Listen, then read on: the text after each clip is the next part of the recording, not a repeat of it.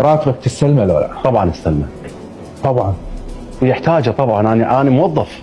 ايه شلون بعد بيش اعيش اذا ما استلم راتبي؟ والله والله صدق. عليك العباس وفاضل؟ يعني انا اصلا انا من ايام نفرح بها يوم الراتب. حقيقه والله. يعني انت حالك حال موظف ينتظر راتبه شو وقت ينزل؟ والله افرح انا بالراتب. وانتبه طبعا. يعني شنو اكو واحد ما يستلم راتبه؟ يعني هاي ترى مال ما استلم راتبي وشنو هذني قضايا اخرى اعلاميه.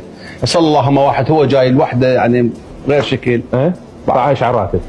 عايش على الراتب؟ حقيقه العشر اقول لك اياها راتبك هذا تعبك وجهدك. ايه وموظف المحافظه بعدين. زين. اخي انا موظف. فانت عايش على الراتب. شي طبعا انا الموظف شنو قابل. سويت كشف ذمه ماليه قبل وبعد؟ اول واحد انا اسوي كشف ذمه ماليه. يعني انا راتبي محتاجه. ايه واستلمه وافرح من استلم راتبي. شنو ليش؟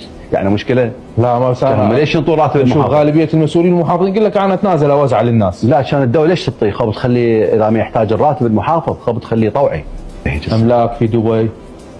والله اللي يلقي املاك في دبي خليه ياخذها له. اي والله.